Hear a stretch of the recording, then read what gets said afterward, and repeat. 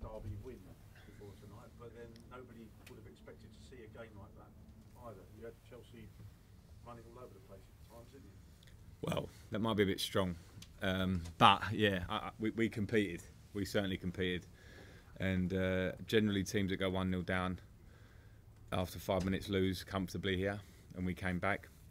Then another own goal, and we come back, and then the third goal was a foul. The whole stadium saw that, so that shouldn't have been a goal. But in general play, the work rate off the ball, the chances created, we had the better chances in the game. Was outstanding from my team. I'm absolutely proud of them. It doesn't feel like a defeat, although it's a benchmark for the standards that we want to keep all the time now. That was brilliant from us. A weird night really for you personally, and with the game as a whole, I guess, with the constant, the constant songs your name, it's getting kind of harder and harder to wave back, I guess, as you get on. Yeah, well, yeah, I've got a job to do, so you know, it happened through the game. I really appreciate it, and before the game. But and at the end was my moment to be able to say a thank you, because for fans to do that when you're the opposition manager, that isn't normal.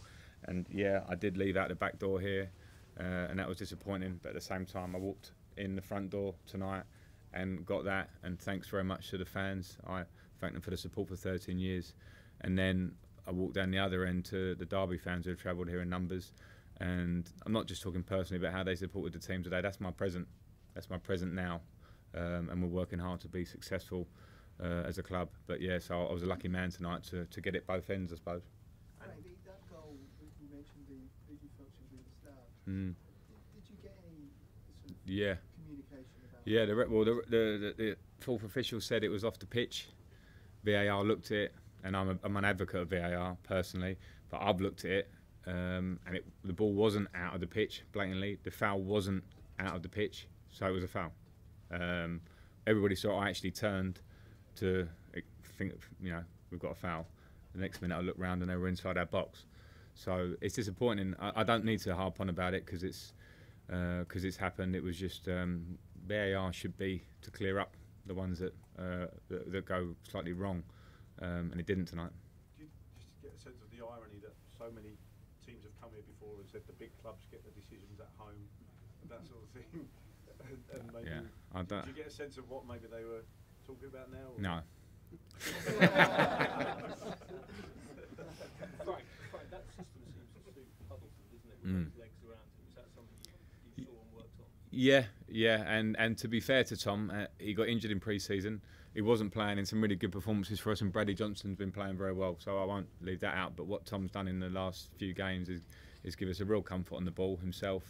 The energy around him is great, obviously, but that sounds like I'm putting Tom down, and actually his positional sense and work rate himself is a fantastic professional, and he's come into the team cold, having not played much, and has played like that for now 4 games. And I thought he was fantastic. His calmness on the ball, his range of passing and link, the through ball, I think he played through like in the second half to Jack or Nuge, whoever that was. And I knew Tom, I played with England, for England with him, and I knew he was a fantastic passer, and I'm seeing it firsthand with him now. Frank, it was always going to be a mental test for Mason and Fikayo tonight, but how do you feel they dealt with it? Well, not great for Fick in the first 4 minutes, but after that, to deal with an own goal in an occasion where all eyes are on at your own club, I thought his character was immense, absolutely immense. Him and Richard Keogh, and they've been immense all season.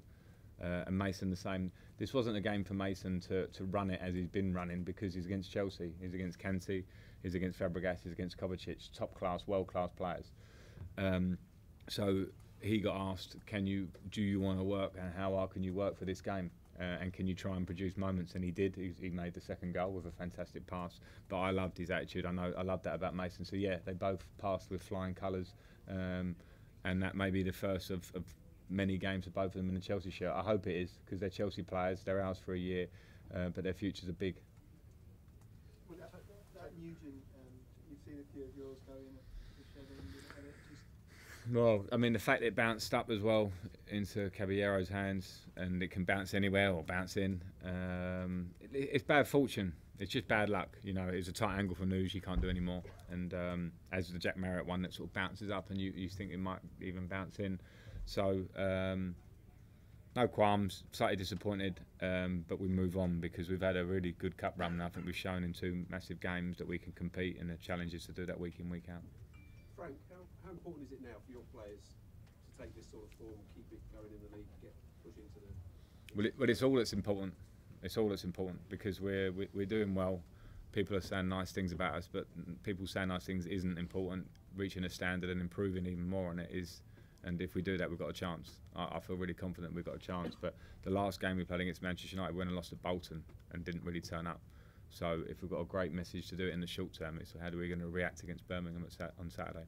Frank, did you sleep all right last night ahead of coming back here? Because it must have been on your mind a lot. I did last night. I struggled this afternoon, and I usually do have a little kit in the afternoon pre-game, and because it was exciting for me. I'm not going to lie, it's exciting for me to come back here. Nervous and excited, but it is home. You know, for me now, it's not my current home, but it was such a home for such a long time that since the draw was made till tonight, I've been happy to come back here and see a lot of friends, as I said before the game. But my overriding feeling is a thanks to the Chelsea fans and obviously the Derby fans, but a pride in a team that's come here and done so well. So does that stem from being a player, having a kip in the afternoon from training? Yeah, Stuff, and it's yeah. habit now. Yeah, I couldn't get off. I missed the window. I couldn't get off, and then I sat up all afternoon, staring at the ceiling, waiting for the game. It's great. Frank, you were disappointed with the last batch of games for the international break with the points return. Form of the team, you know, in the 3 games, Yeah. 7 points tonight, and the performance tonight. I mean, how pleased are you with the way they've responded? Yeah, I'm really pleased, my problem is I'm always looking to the next thing, but I am really pleased, and we're setting standards. We are playing well.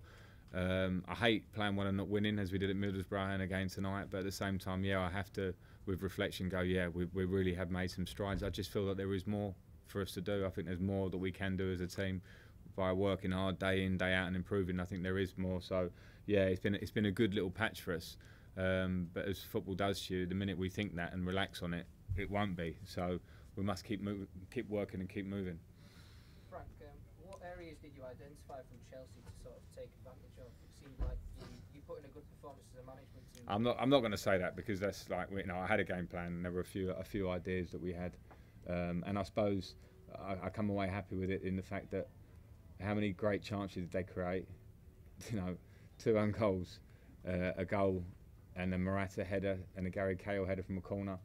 And then I think back to our goals that we had to earn, and Wycombe running through in the first half, and Marriott running through in the second half, and Nugent running through. That says something that the players went out and did something right. So listen, this is a fantastic Chelsea team, and we went toe to toe, and we lost. That's life. Yeah. Frank, you said you left Chelsea from the back door. Did this make up for the send-off? Well, I don't mean to say that in a negative term, because it's long gone, and my memories of Chelsea are a 13-year of being part of a great era of the club, and I love this place. I left quietly. That was just maybe a circumstance at the time. I've got no bad feelings. In fact, I've got great relationships everywhere with this place, and that's just how it happened. In fact, moving on and going to Manchester and going to New York were 2 fantastic experiences for me at great clubs as well, a great City football group. So in the end, I was lucky, and I never expected to have those opportunities, but I did. But this club was my home. So it was nice to come back and feel it so positive tonight. Yeah, well done. Yeah, thank you. Thanks all. Thank you. Do you want one? Yeah. Go on. No, I've got this. I've got this one. You got this one? Yeah, I've got it. Thanks, Mike. Thank you. Thanks, chap. Thank you very much. Cheers. Thank you. Cheers, open up.